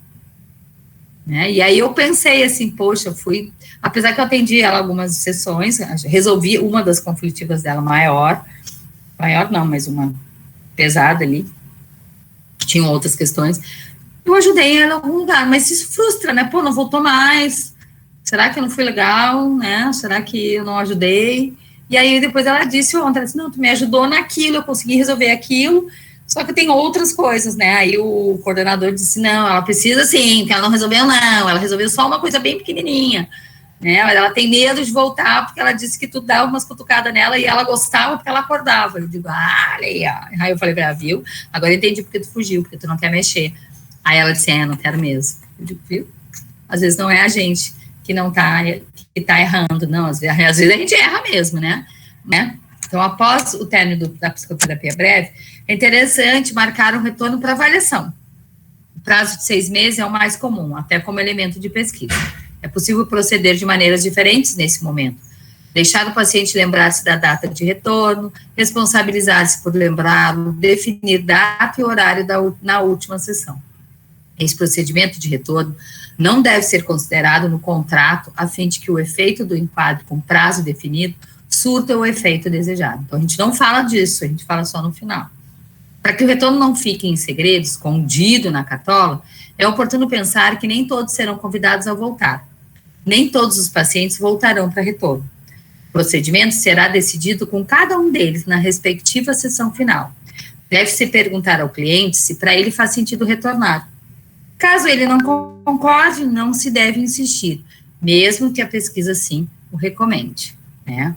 Quando o paciente retorna, é possível realizar algumas sessões e depois marcar um novo retorno para depois de 6 meses, ou 1 ano, caso ele solicite. É preferível, assim, proceder em vez de marcar, sem hesitação, uma nova psicoterapia breve ou uma terapia prolongada, tá? Às vezes, a gente faz o final, né, finaliza lá o processo terapêutico, e ele retorna. Não, eu quero, voltei, aparece assim, né? Oi, cheguei. Então, a gente vai começar, a gente pode fazer algumas sessões só para ver se é uma questãozinha X, para ajustar, né, os fios, ou a gente começa de novo uma psicoterapia breve ou uma terapia prolongada. Acreditar que o paciente seguirá sozinho em análise após o término da psicoterapia breve é fundamental para o terapeuta que trabalha com esse tipo de psicoterapia. Às vezes ele consegue resolver sozinho. Gente, eu preciso ir no banheiro. Esperem aí. Eu já tomei 2 litros, acho que, de água hoje. Espera aí. Freud, em Análise Terminável e Interminável, aponta que o término de uma análise acontece quando o paciente deixa de sofrer seus sintomas, superando suas ansiedades e inibições. Também quando a analista julga que foi tornado consciente tanto material reprimido, que foi explicada tanta coisa inteligível, que foram vencidas tantas resistências internas, que não há necessidade de temer uma repetição do processo patológico em apreço. Observe-se que a alta ocorre em função da superação dos sintomas e do processo patológico.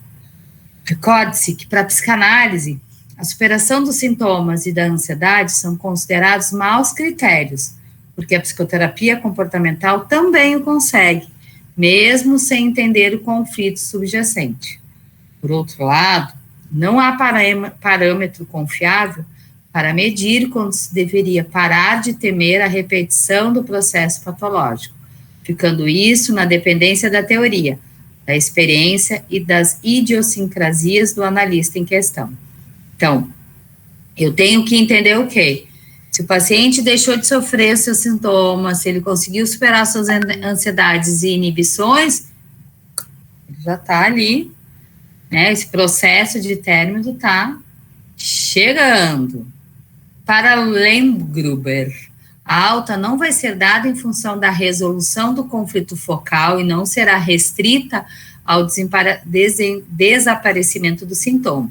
Em psicoterapia breve, não se pode protelar a alta para quando ocorrer a melhora global do paciente, com a reestruturação da sua personalidade.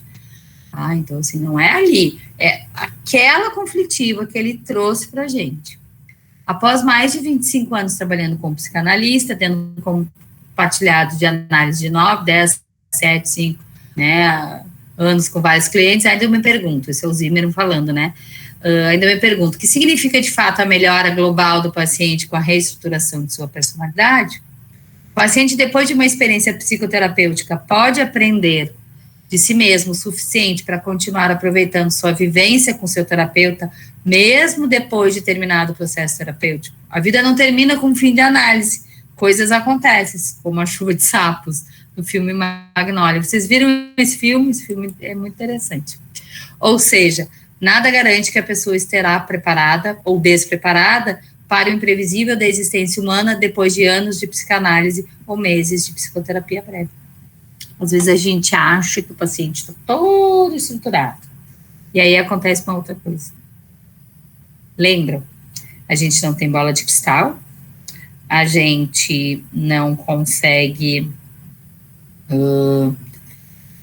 descobrir o que vai acontecer amanhã, né? Até o homem do tempo, a mulher do tempo que fala o que vai acontecer, ela erra, né? Então a gente não sabe.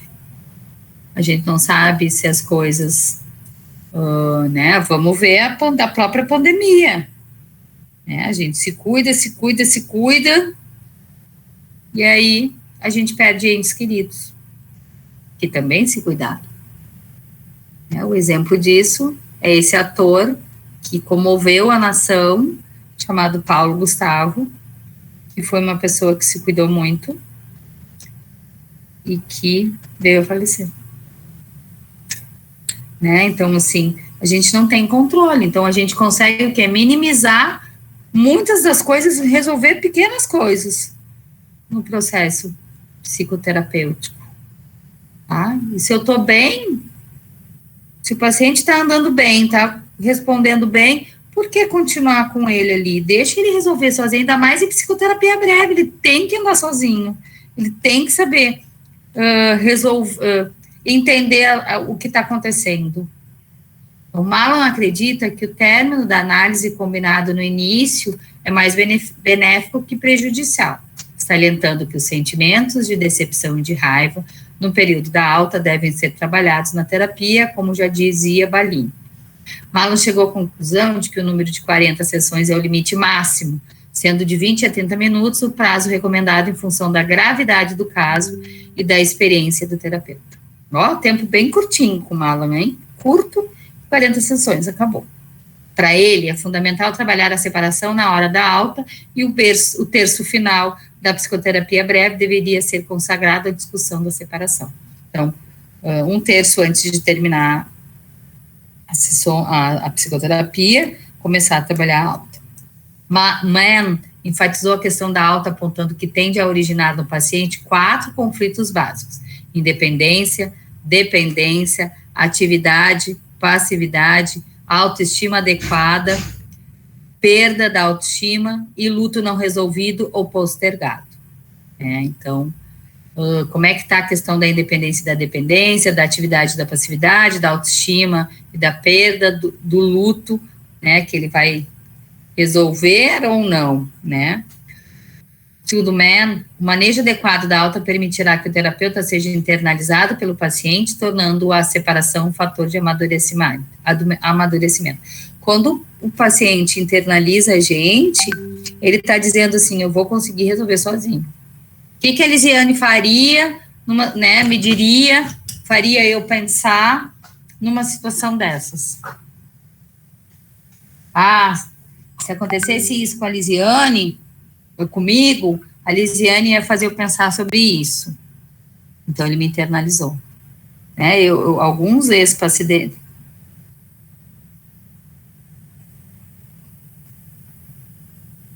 Também, a gente escuta, eu escuto muito isso dos pacientes, né, que eles dizem assim para mim, que eles querem, eu estava fazendo tal coisa e eu pensei em ti, o que tu farias? Aí eu disse, sério? Ele disse, eu queria saber, assim, eles falam assim pra mim, eu pensei em ti, aí eu escutei a tua voz, eu vi, assim, falando para mim tal coisa, pontuando tal situação, puxando minhas orelhas, né? Eu disse, que bom. Então, quer dizer que fui importante para você, né? E importante de uma maneira positiva. E aí eles dizem sim. Aí você pensa, aí eu digo, que ótimo. Então, é fator de amadurecimento. Para Guilleron, em psicanálise, se propõe a eternidade e em psicoterapia breve se propõe o luto. O princípio do prazer em um caso e o princípio da realidade em outro. A limitação temporal recorda a problemática da castração e confronta a paciente e terapeuta com sua própria condição humana, né? A psicoterapia breve, quando ela propõe o luto, ela propõe o quê? Eu vou fazer a terapia por um tempo e eu sei que vai terminar. Na psicanálise propriamente dita, né, clássica, é eternidade, porque assim, eu não sei quando eu vou sair daqui, né? Talvez eu saia daqui velhinha, tá? Vocês querem parar ou querem continuar? Porque a gente só vê aqui. Então, as questões relativas ao término de uma terapia são complicadas. Uma das vantagens de estabelecer um final combinado logo de início é escapar das questões delicadas referentes a. Querem fazer um intervalinho de, sei lá, 5, 10 minutinhos para esticar as pernas, esticar o povo. Vamos tentar terminar essa apostila que tem 8 folhinhas, a gente termina e aí a gente vai se esticar mais que nem o Cláudio Honor, tá? Então, focalização. Então, a escolha do foco é questão controversa, pois os autores preferem diferentes focalizações. Observada atentamente, qualquer proposta de focalização é arbitrária e artificial, apenas refletindo a opção teórica do terapeuta. Em todo caso, a demanda do cliente deve estar contemplada no foco, assim como seus sintomas, sua queixa, suas características da personalidade, sua crise e algum tipo de explicação psicológica. Diante da dificuldade de escolha, a melhor opção não seria justamente não existir foco algum? Uma alternativa possível seria não escolher um foco e deixar que o processo da psicoterapia breve conduza as sessões ao sabor do encontro que ocorre na prática da psicoterapia que se dá no par terapeuta-paciente. Entendo que o foco é necessário para haver um acordo entre paciente e terapeuta sobre o que seria importante trabalhar naquele momento. Para mim, é uma forma do terapeuta informar ao paciente que ele entendeu seu problema atual, que está ciente da razão pela procura da terapia. Então, quando eu pergunto assim, mas por que você veio para a terapia? Ele já está me dando um motivo. E aí a gente vai investigar se esse é o motivo, né, real, mais importante, ou se existem atrás outros motivos. Ao estabelecerem acordos em relação ao foco, analista e cliente estarão concordando com o motivo principal da consulta e com a questão a ser contemplada na terapia. É uma forma de acordo, um plano inicial de trabalho que pode ou não ser seguido, pois as condições do processo podem ou não se modificar. No fundo, não sabemos o final que terá o processo. Na vida, nunca sabemos o final de nada. Ao mesmo tempo, o compromisso do terapeuta na psicoterapia breve defendida nesse trabalho não é com a eliminação do sintoma. Acredito que ao proporcionar uma autorreflexão por parte do cliente, ao procurar o esclarecimento da demanda e propiciar uma vivência de encontro humano nas sessões, modifica-se o olhar que esse paciente terá em relação a si e ao mundo. Então, assim, qual é o objetivo da psicoterapia breve nessa questão de foco, né? É fazer com que o cliente, o paciente, pense nele. O que eu quero trabalhar? Qual é a demanda que eu preciso estudar? Por muito tempo, repeti que o foco seria a hipótese psicodinâmica de base. O problema é que essa hipótese diz nada, porque é muito abrangente. Que hipótese é essa? A psicodinâmica é a dinâmica da personalidade, tá? E qual é a personalidade base, né, desse sujeito, tá? Então, a lógica nos ensina que uma teoria que explica tudo, explica nada. A questão permanece complicada, porque no fundo é isso mesmo. O foco também é a hipótese de base, porque ela está presente em qualquer compreensão de um paciente. Quando ele nos procura, ele procura por uma questão, né? Eu estou vindo aqui na terapia porque terminei, o paciente que veio hoje, né? Ele terminou uma relação, né? Terminou o casamento de 10 anos, tá? E Ok. Daí, e aí? Porque só agora, faz 1 ano que ele terminou o casamento. Mas agora que ele veio para terapia. Mas por quê? Porque aí tem outras questões junto. Terminei um casamento, eu estou assumindo um negócio familiar. Então, tudo isso deu medo para ele. Então, agora, o que eu estou trabalhando com ele? O medo. O medo do desconhecido. O medo de ficar sozinho. O medo de começar um negócio familiar e não dar certo, né? Assumir um negócio familiar e não dar certo. Medos. Essa é a questão dele.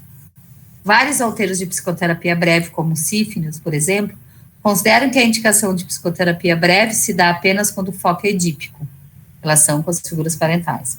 Não que as situações edípicas não estejam presentes para as pessoas em geral, mas dependendo do ponto de vista teórico adotado, o motivo da consulta não gira em torno dessa questão, para a maioria dos pacientes. Colocar como foco o conflito edípico, como faz Sífilis, alberga em si a noção de evolução libidinal, em que apenas os pacientes mais evoluídos, ou seja, os neuróticos, poderiam se beneficiar de uma psicoterapia breve. Esta posição, além de não se verificar na prática, deixaria de fora a maioria das pessoas, impondo um leito de procusto para muitos pacientes, que não se sentirão compreendidos e terão como foco questões periféricas que para eles não terão sentido.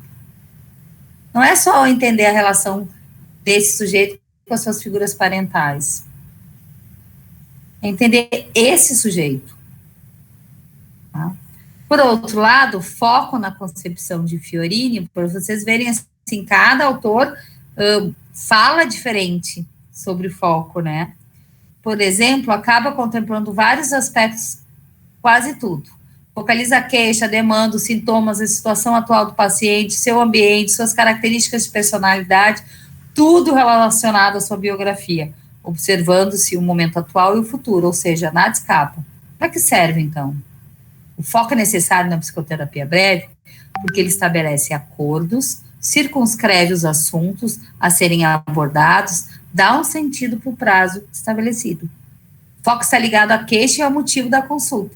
Contempla o interesse do paciente no sentido de vislumbrar a possibilidade de alguma compreensão da angústia que levou à terapia, além de fazê-lo sentir-se acompanhado pelo seu terapeuta. Então, o foco é o motivo principal ali, ó, tá? A queixa e o motivo da consulta. Como é que a gente escolhe o foco, né? A escolha do foco. O foco tem origem empírica e sua escolha depende das preferências teóricas e experiências de cada um. O foco pode ser, por exemplo, sintomas, defesas, a pulsão, a relação objetal, um traço de caráter, um conflito, uma hipótese psicodinâmica de base. Guilleron escreve que o paciente se apoia na relação com o terapeuta para manter seu equilíbrio psíquico, o que significa que o paciente centra espontaneamente a psicoterapia na problemática que o levou à primeira consulta, motivações da consulta, e como essas motivações estão sempre relacionadas com a organização da sua personalidade. Podemos afirmar que a focalização incidirá sempre no ponto fragilizado da personalidade do sujeito, e esta problemática que o paciente encena na sua relação com o psicoterapeuta. Então, ele traz uma demanda, ele traz uma queixa, mas atrás de tudo isso existe um sujeito fragilizado, né? Então, como eu disse do meu paciente, ele veio porque ele se separou, ele veio porque ele assumiu um negócio, mas tudo isso está relacionado ao quê? A fragilização dele de medo. Medo do novo, medo do desconhecido. Ao referir que o paciente centra espontaneamente na problemática que levou à primeira consulta, Guilleron nota que não é necessária a focalização ativa por parte do terapeuta. O paciente encena seu problema e será o foco do trabalho, o ponto fragilizado da personalidade do sujeito. O paciente traz a questão que a angústia para a sessão, que o angustia para a sessão e repete com o terapeuta seus conflitos. Daí, Guilleron acredita que não é necessário focalizar, porque o paciente já o faz, mas é o terapeuta quem escolhe o foco, e não o paciente. Dizer que é o paciente que focaliza ilude a questão de que é o analista quem escuta, quem escolhe o que vai ser trazido pelo paciente. Tá? Tá? Então, assim, a gente vai trabalhar em cima daquilo que está velado. Mesmo que o paciente esteja dizendo para mim que ele quer trabalhar esta ou esta questão. Ei. Desculpa. Eu também entendo que o foco recaia sobre uma das características de personalidade ligadas ou não à crise. Não acho que este seja um dado natural, mas uma escolha. Concordo que o paciente, a partir do tempo limitado de terapia instituído desde o início, tende a falar sobre o que aflige. Nesse sentido, ele focalizará na angústia ligada ao motivo da consulta, que será mais bem compreendida a partir da análise das características de personalidade. O reparo é quanto a acreditar que esse movimento seja natural, quando, de fato, é apenas uma das possibilidades de escuta. Então, quando ele traz a queixa dele, né, ele vai trazer as suas angústias e vai falando sobre aquilo. Então, cabe a gente ter foco no quê? O que está atrás da angústia dele? Tá? Para entender a personalidade desse sujeito. O foco, em minha maneira de ver, incide nas características de personalidade ligadas ao motivo da consulta, observando sempre se o paciente está ou não em crise. Tá? Quando escolhe as características de personalidade, capítulo 13 é lá no livro dele, vou tirar até isso aqui dos dias, deletar isso aqui, quem não vai ver sobre isso, como foco, atento para o fato de que eles são suficientemente amplos, favorecendo que muitas questões estejam inseridas neste contexto, mais abrangente, permitindo aberturas nos assuntos a serem desenvolvidas. Ao pensar nas características de personalidade, permito trabalhar com questões diversas, como se fosse uma sessão de análise. Então, assim, quando ele está dizendo, quando ele começa a entender quais são as características de personalidade do paciente, tá? Ele vai conseguir entender a problemática ligada àquela característica de personalidade. E aí ele vai usar as técnicas de uma análise, mas sendo uma psicoterapia breve. Alguns autores, como Sífinis, circunscrevem-se ao foco que é seguido fielmente na sessão, quando a discussão de assuntos fora do foco passa a ser considerada escape da função de uma psicoterapia breve, o manejo das sessões se simplifica. Embora, nesse caso, o desejo do paciente ou o paciente ele mesmo possa deixar de ser contemplados. Né? Então, o Sífinis diz que a gente tem que ser bem fiel ao foco na sessão. Não pode fugir. Volta. O problema é esse.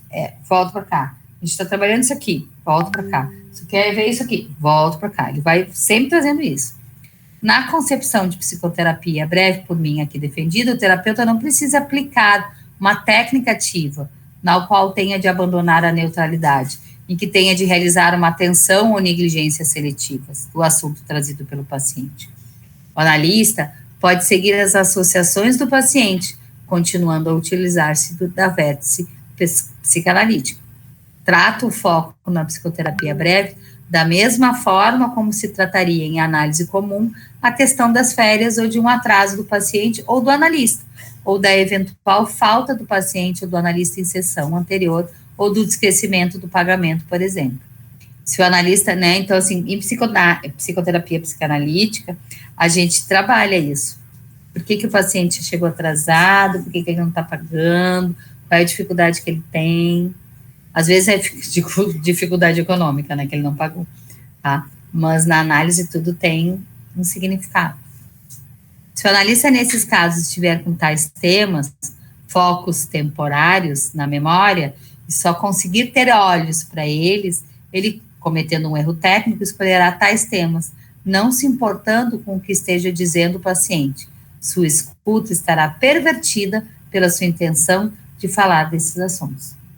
O foco deverá permanecer presente, tal como a falta do paciente na sessão anterior, no exemplo acima, pois o terapeuta sabe que ele existe, mas deverá aparecer na interpretação apenas na hora, no timing adequado. O terapeuta permanece no estado de atenção flutuante sem se ater ativamente ao foco. Né? O que é atenção flutuante? É o paciente o paciente não, desculpa, o terapeuta, ele escuta tudo que está acontecendo dentro da sessão. E ele fica fazendo os links mentalmente do que ele está dizendo agora, do que ele disse na primeira sessão, do que ele disse na quinta sessão, e faz os links. Né? Então, é muito legal, assim, quando um paciente traz uma situação X, e aí a gente faz esse link, usa na hora, no timing correto, adequado, e diz ali, ó, uma vez tu me trouxeste uma situação X, isso que tu tá trazendo agora tem a ver com a situação X que aconteceu contigo. Tá fazendo uma repetição, ou você tá insistindo numa situação, você viu que daquela vez não deu certo. Então, isso é atenção flutuante, eu vou, né, flutuo entre passado das sessões e o presente que ele deseja. A gente vai flutuando mesmo. Isso é possível a partir da colocação do limite de tempo, modificador da relação entre terapeuta e paciente. Os dois, estando submetidos à pressão do tempo, a ela responderão com a perspicácia aumentada por parte do analista e o desejo de ir rapidamente ao fundo por parte do paciente. Segundo Malan, o tratamento não pode deixar de ser focal, porque o paciente mostra um único tipo de problema básico ao longo de sua vida. De sua é ótimo, né? Cadê aqui? Oh, meu Deus. Deixa eu só separar aqui.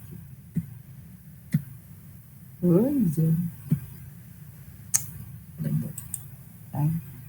Sua vida. É provável que qualquer material que o paciente traga represente um aspecto desse problema. E tudo que o terapeuta tem de fazer é interpretar cada aspecto à medida que aparece. Tá?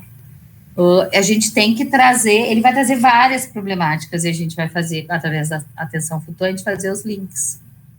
Tá? Foco e profundidade. O fato de haver um foco não quer dizer que a psicoterapia breve não pode ser profunda. Ela será aprofundada naquele foco, naquele foco ressaltado, embora outros aspectos da relação que somente o tempo poderá revelar não serão, obviamente, trabalhados. É claro que a psicoterapia breve é mais limitada do que o tratamento padrão da psicanálise, o que não implica necessariamente que não tenha a sua indicação apropriada. Critica-se a psicoterapia breve porque ela não seria tão profunda quanto uma psicoterapia de longa duração. Mas o que seria profundo? Como aparentemente o bom senso indica que uma psicoterapia com muitos anos de duração deve ser mais profunda do que uma terapia breve, fica implícito que a psicoterapia breve deve ser mais ligeira, mais superficial, com resultados mais modestos. Essa ideia preconceituosa apenas se sustenta pela dificuldade de avaliação e comparação dos resultados, além de ser baseada no bom senso, mau parâmetro para iniciar uma discussão profícua. Né? Então, assim, a gente acha que a profundidade tem que ver com longo tempo, e profundidade não é isso.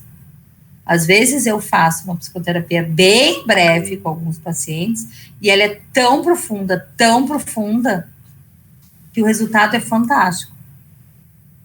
Principalmente quando tem uma situação de viagem, uma situação de fazer algumas escolhas, a gente aprofunda, vai muito bem. Há diferentes maneiras de entender profundidade. Pode-se, por exemplo, considerar a sequência das fases libidinais, oral, anal, fálica e genital, sendo a fase oral mais profunda porque mais primitiva. Pré-edípico seria mais profundo que edípico. Relações primitivas com os pais seriam mais profundas que relações atuais. Falar do passado seria mais profundo que decorrer sobre assuntos da atualidade. Nesse sentido, quanto mais precoce, mais profundo. Há quem considere que sonhos e atos falhos, manifestações do inconsciente, seriam mais profundos que o discurso articulado. Os núcleos psicóticos da personalidade seriam mais profundos que os neuróticos. A remodelação do sistema defensivo seria menos profundo que um insight. Aprofunda-se uma questão quando ela é analisada sob diferentes ângulos ao longo do tempo, o que tende a facilitar sua compreensão do insight. Em relação aos resultados das modificações profundas, se contraporiam, segundo Guilherme. As alterações superficiais, como o retorno ao equilíbrio anterior, o deslocamento somático, a diminuição das tensões psíquicas através da mudança para um ambiente mais tolerante. Tá? Então, nesse sentido, o insight seria mais profundo que deslocamento de sintomas, retorno ao equilíbrio anterior, menos profundo que mudança de personalidade.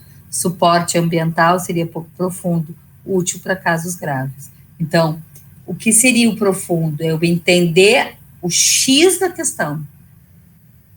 E aí fazer com que o paciente tenha insight, entenda, e aí elabore. Tá?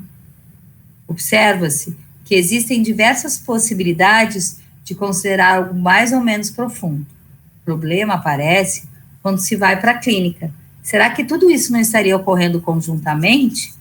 Será que essas possibilidades são destacáveis? Mesmo didaticamente, teria sentido negar categoricamente que uma simples mudança de ambiente possa, em certos casos, trazer alterações e benefícios consideráveis? Aprofunda-se uma questão quando ela é analisada por diferentes ângulos ao longo do tempo, que tende a facilitar sua compreensão e insight. A asserção é cabível, mas seria possível afirmar que alterações de qualquer ordem só possam ocorrer depois de um longo percurso de análise?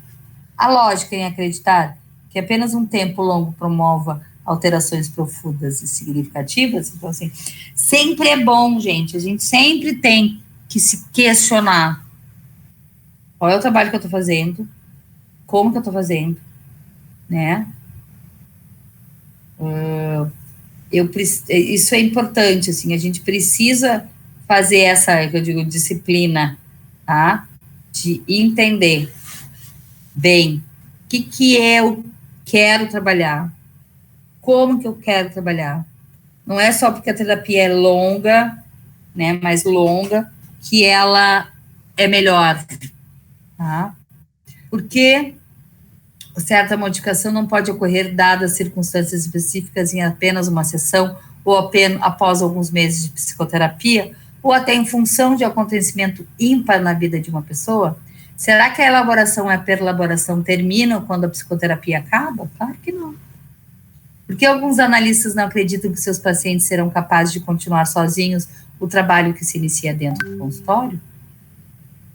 Psicoterapia breve tem essa cabeça. O objetivo é ele continuar caminhando sozinho.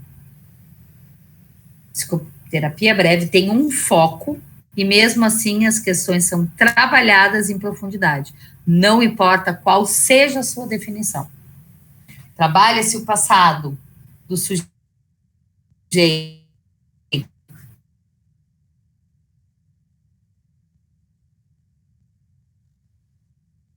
da mesma forma como ocorreria em uma análise longa.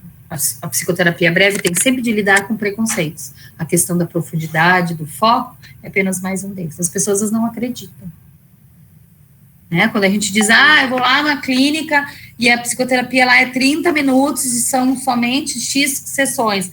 Mas se você pegar um bom terapeuta, né, um bom terapeuta que sabe trabalhar com psicoterapia breve, gente, parece que tu fez...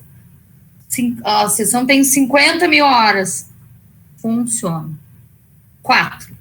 Funções egóicas e sua importância na psicoterapia breve como critérios de indicação, contraindicação. Uma dúvida até agora, já está terminando, sabia? Nossa aulinha de hoje está aqui. Funções egóicas. O que as funções egóicas? O que são funções de ego? Funções de ego é como que o ego trabalha, né? Memória, atenção, percepção, psicomotricidade, afeto, linguagem, pensamento. Esqueci de mais algum? Acho que sim, mas normal, tá? Então, as funções egóicas são os recursos de que dispõe o ego do paciente, quer dizer, seus aspectos adultos ou sadios, que serão os aliados do terapeuta durante o tratamento. Quais são as funções que estão funcionando adequadamente, que não têm sintoma? E quais são as funções que estão com sintomas? Essas funções, lá, Paulo Dal Galarrondo, aquele livro lá de eu esqueci o nome do livro dele lá, tá? Mas é esse livro aí que tem todas as funções, psicopatologia e semiologia e psicopatologia, né? Tá? Essas funções egóicas básicas se dividem em percepção, atenção, olha lá, a professora Babaca falando aqui, está tudo escrito ali, ó. Atenção, memória, pensamento, consciência, juízo crítico, raciocínio, linguagem e comunicação. Eu boto, né, mais a psicomotricidade também, né? O afeto, ela botou afeto aí, afeto. Né? É elementar que essas funções se apresentem em condições mínimas para tornar possível a terapia. Caso essas condições egóicas apresentarem déficit, o terapeuta terá dificuldade para conduzir o tratamento psicoterápico, pois são essas que permitem ao paciente fazer os insights necessários à compreensão das áreas conflitantes de sua vida. Juízo crítico, né? Ele consegue entender o que eu estou falando. Linguagem e comunicação, consegue se expressar. Perceber a atenção, memória e pensamento, consciência, né? Raciocínio. Ele consegue entender e tem uma organização. A história tem, que ele fala para a gente, tem início, meio e fim. Para Fiorini, o estudo das funções egóicas é importante para a compreensão do comportamento humano, verificar as potencialidades e também as fraquezas do funcionamento psíquico. Na psicoterapia breve, é importante que se trabalhe com o paciente em estados nos quais ele consiga, no mínimo, fazer insights, que é conhecido o termo cair a ficha, e interpretações das situações expostas pelo terapeuta. Ele tem que fazer insight. Ele tem que trabalhar. Não é eu que tenho que trabalhar, ele tem que trabalhar. Por isso que existem alguns critérios indicativos e contraindicativos que definem quais seriam as condições egóicas necessárias para um paciente que deseja passar por esse processo de psicoterapia breve. Para Almeida, os principais critérios de indicação para uma psicoterapia breve são inteligência acima do normal, e inteligência acima do normal é cognição, tá? Não é classe social.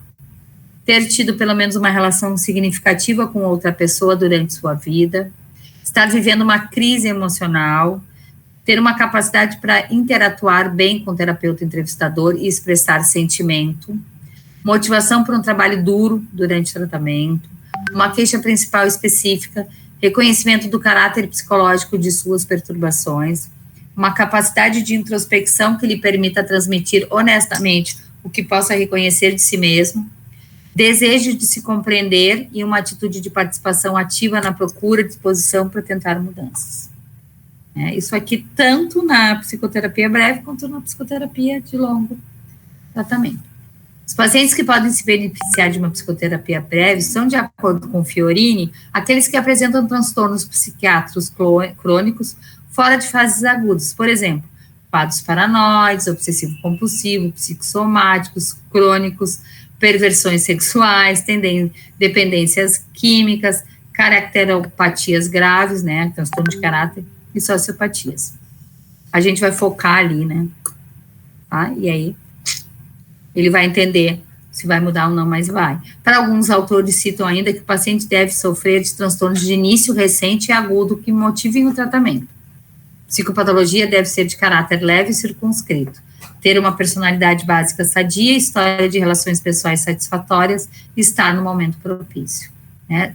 Todos eles falam, estar numa crise, que a crise faz eu começar, né, se ele já tem um nível intelectual mediano, se ele tem uma personalidade básica sadia, a crise faz ele se dar conta, agora eu preciso fazer mesmo. Muitos de nós, a gente vai empurrando com a barriga para fazer terapia. A crise obriga a gente a ir. Oliveira coloca como critério de contraindicação para psicoterapia breve pacientes com perturbações psíquicas mais graves, como dificuldades graves crônicas, como crônicas ou prolongadas de desenvolvimento, déficits precoces no desenvolvimento neurológico, contraindicação, ou seja, que é difícil trabalhar. Fobias agudas, regressões transitórias e fragilidades egóicas. Esses são muito difíceis, porque eles já têm uma patologia mais grave, eles não vão entender. Tá? Já nas expectativas de melhora, Fiorini defende que seriam mais beneficiados em psicoterapia breve. Olha, já terminamos. Olha, a gente terminou a aula cedo hoje. Pacientes com quadros agudos, em particular situações de crises ou descompensações. Situações de mudança, como, por exemplo, em transições de etapas evolutivas, adolescência, casamento, conclusão de curso superior, menopausa, aposentadoria, transtornos reativos em pacientes que mantinham antes um nível de adaptação aceitável, transtornos de intensidade leve ou moderada, que não justificariam tratamentos de anos, problemática neurótica, incipiente ou psicossomática de começo recente. A terapia breve pode beneficiar como tratamento preparatório pré-analítico para borderline e psicóticos, né? E o início para uma terapia longa. Por fim, pode-se dizer que a psicoterapia focal pode abranger uma demanda muito grande, trazendo benefícios não só à esfera social do paciente, mas também melhorando suas condições de percepção do mundo interno e externo. No entanto, é aconselhável que o terapeuta, ainda na entrevista inicial, faça um levantamento das possibilidades que o seu paciente possui para realizar atendimento em psicoterapia breve, pois, como verificado, nem todos estão sujeitos ao tratamento, visto os critérios indicativos e contraindicativos para tal análise. Gente, um paciente numa crise extrema e que tem uma psicopatologia mais abrangente, a psicoterapia breve não a resolve. Eu tenho de fazer uma psicoterapia e um tempo, né, sem fim, aquela até a eternidade, porque eu não sei como ele vai responder. Né? Então, se eu pegar, um paciente com desenvolvimento, com déficit precoce, um desenvolvimento neurológico, tem uma questão neurológica ali. Eu vou trabalhar as questões emocionais dele, né? Mas já tem uma patologia pesada, então a breve não vai resolver, vai ser mais longa. Pacientes autistas, né? Normalmente a psicoterapia breve não ajuda, mas vai ajudar uma psicoterapia mais longa, que vai depender do tempo dele. Pode, às vezes, até ser breve, ele respondeu bem, mas às vezes não. Porque às vezes com paciente autista, né? A gente vai indo, daqui a pouco ele regride tudo de novo. Aí eu começo de novo. Tá? Perguntas de vocês. Vamos comer, porque eu tô com fome. Vocês não estão com fome?